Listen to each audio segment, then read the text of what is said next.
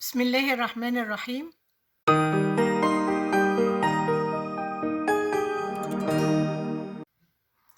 Our video today is about innate lymphoid cells in dermatology.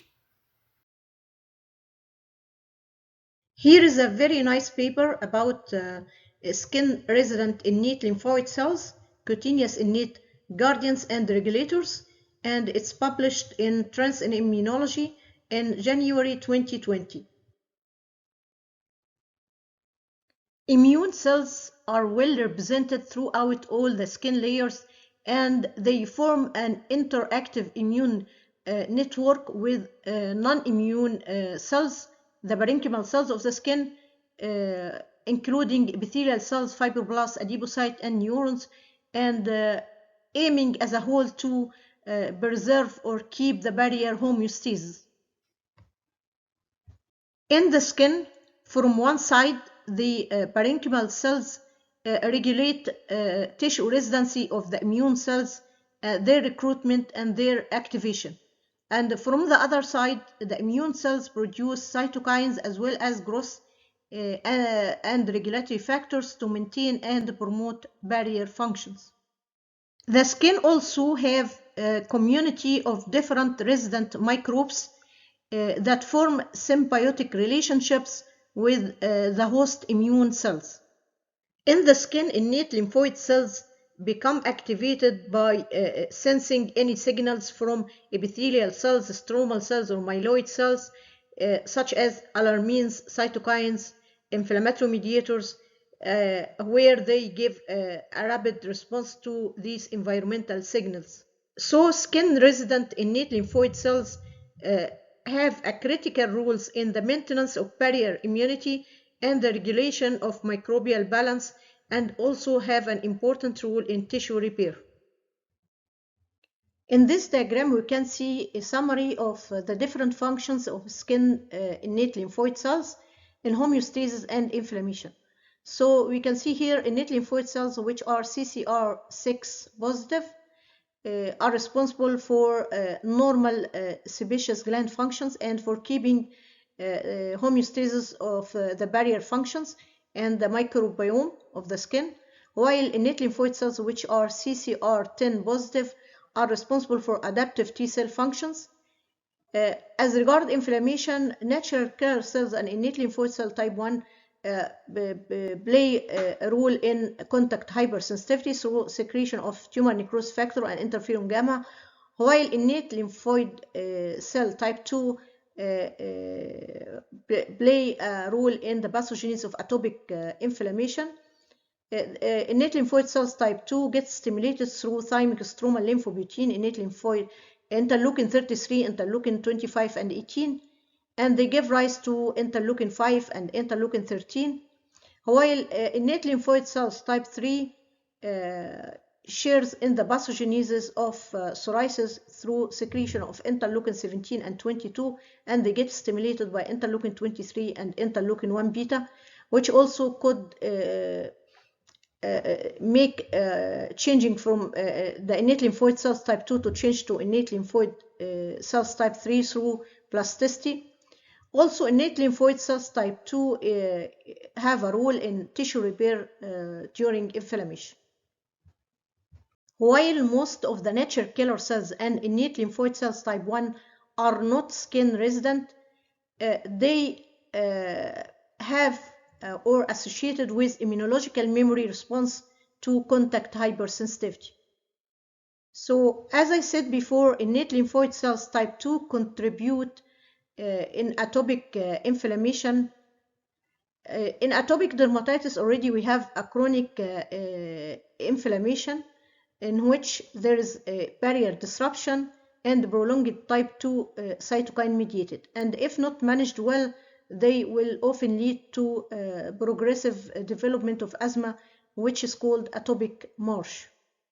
The pathophysiology of type 2 inflammation in atopic dermatitis includes both the innate immune system stimulated by pollutants, viral or fungal infections involving type 2 innate lymphoid cells, and also includes the adaptive immune system stimulated by allergen involving type 2 helper T cells. Both innate lymphoid cells type 2 and T helper cells type 2 produce type 2 cytokines, interleukin 4, 5, interleukin 13. Interleukin 4 and 13 are responsible for B cell class switching and IgE production and pro-inflammatory mediators, barrier disruption, and tissue remodeling. And the three interleukins, 4 and 5 and 13, are responsible for trafficking eosinophils to the tissues.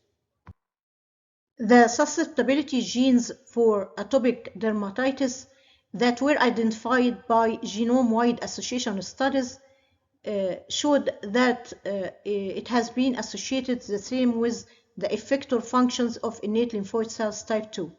Also, innate lymphoid cells type 2 were increased in the lesional skin of atopic dermatitis and in the peripheral blood also. As I said before, skin innate lymphoid cells type 2 are activated by a variety of tissue-derived cytokines that include thymic stromal lymphobutin, TSLP, interleukin 33 and 25 and 18. Interleukin 4 and interleukin 13 are capable of directly activating human sensory neurons in vitro, and also they found that scratching is significantly reduced by the deletion of interleukin 4 receptor antagonist in mice. In psoriasis, T helper 17 cells were thought to be the predominant source of interleukin 17.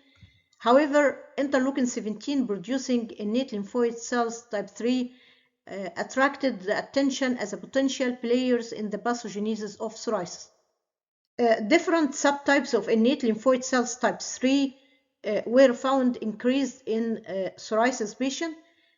For example, the natural killer cell cytotoxic receptor NCR positive innate lymphoid cells type 3 were accumulated in skin lesions and peripheral blood of patients with psoriasis.